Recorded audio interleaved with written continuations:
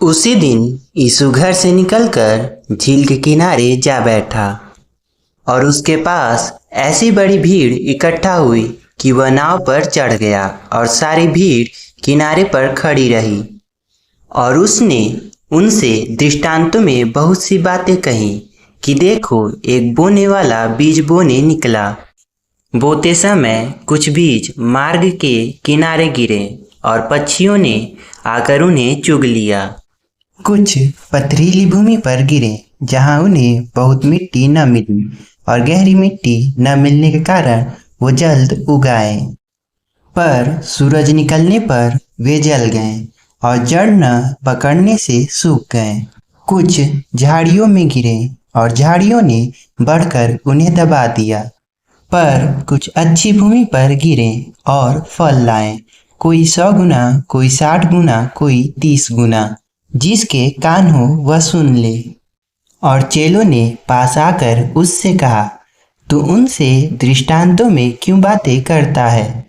उसने उत्तर दिया कि तुमको स्वर्ग के राज्य के भेदों की समझ दी गई है, पर उनको नहीं।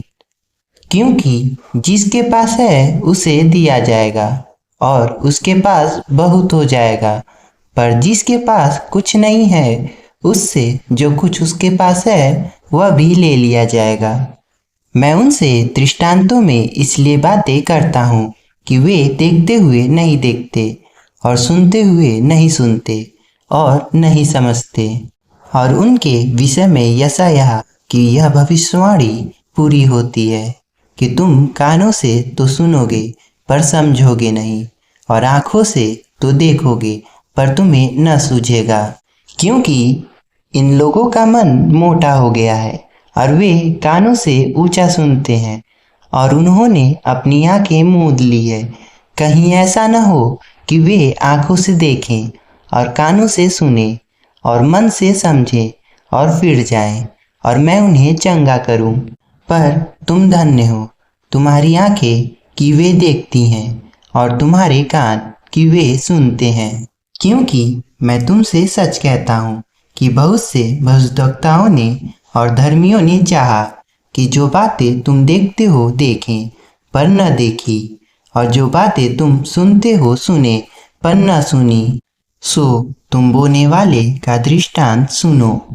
जो कोई राज्य का वचन सुनकर नहीं समझता, उसके मन में जो कुछ बोया गया था उसे वह दुष्ट आकर छीन ले जाता है।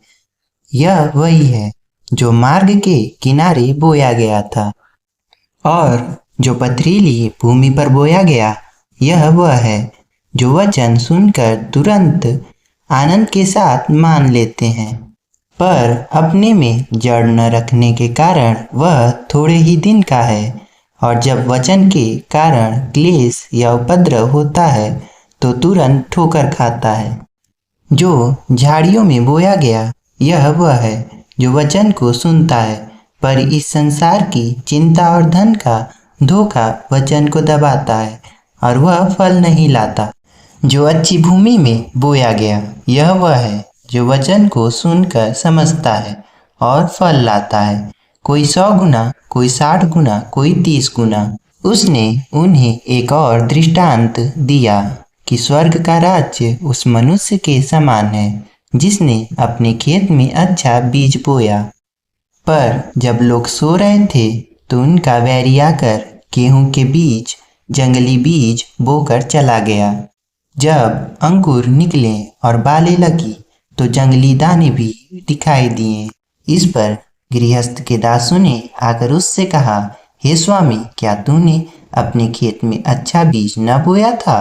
फिर जंगली दाने के पौधे उसमें कहाँ से आए? उसने उनसे कहा, यह किसी बैरी का काम है।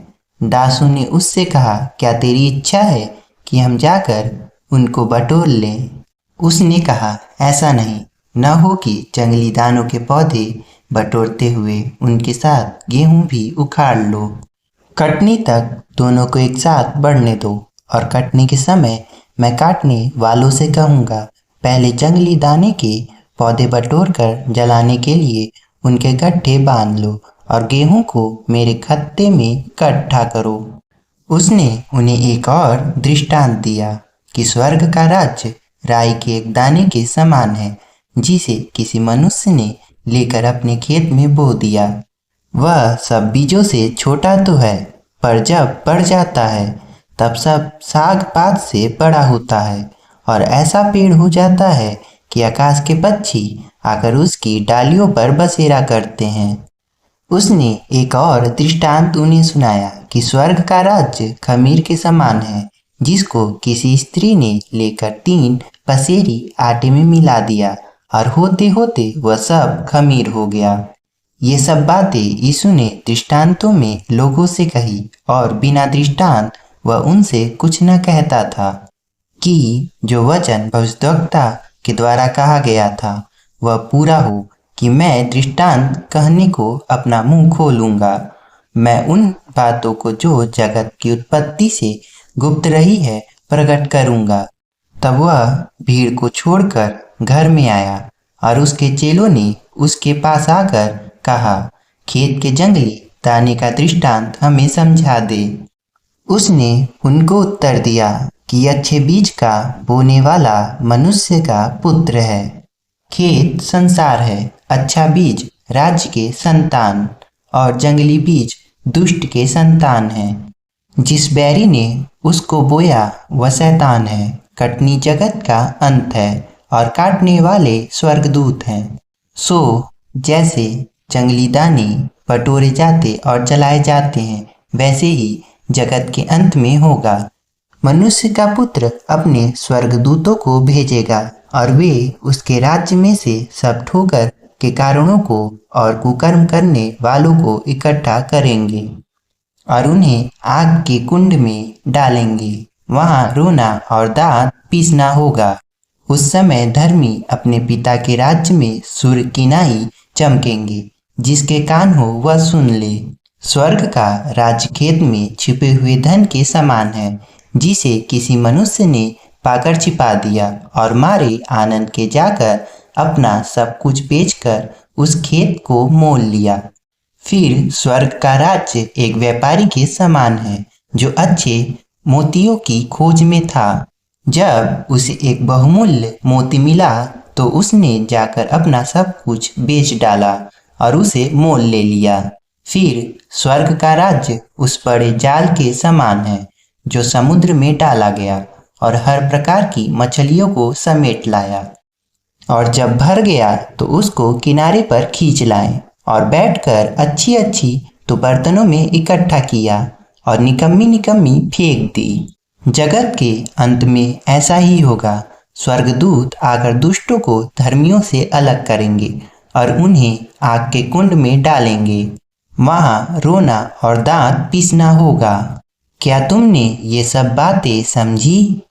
उन्होंने उससे कहा, हाँ। उसने उनसे कहा, इसलिए हर एक शास्त्री जो स्वर्ग के राज्य का चेला बना है, उस गृहस्थ के समान है जो अपने भंडार से नई और पुरानी वस्तुएं निकालता है। जब यीशु ये सब दृष्टांत कह चुका तो वहां से चला गया और अपने देश में आकर उनकी सभा में उन्हें ऐसा उपदेश देने लगा कि वे चकित होकर कहने लगे कि इसको यह ज्ञान और सामर्थ के काम कहाँ से मिले। क्या यह बड़ई का बेटा नहीं? और क्या इसकी माता का नाम मरियम और इसके भाइयों का नाम याकूब और यूसुफ और समौन और यहूदा नहीं? और क्या इसकी सब बहिनें हमारे बीच में नहीं रहती? फिर इसको यह सब कहाँ से मिला? सो उन्होंने उसके कारण ठोकर खाई। पर यीशु ने उनसे कहा, भविष्यद्वक्ता अपने देश और अपने घर को छोड़ और कहीं निरादर नहीं होता। और उसने वहां उनके अविश्वास के कारण बहुत सामर्थ के काम नहीं किए।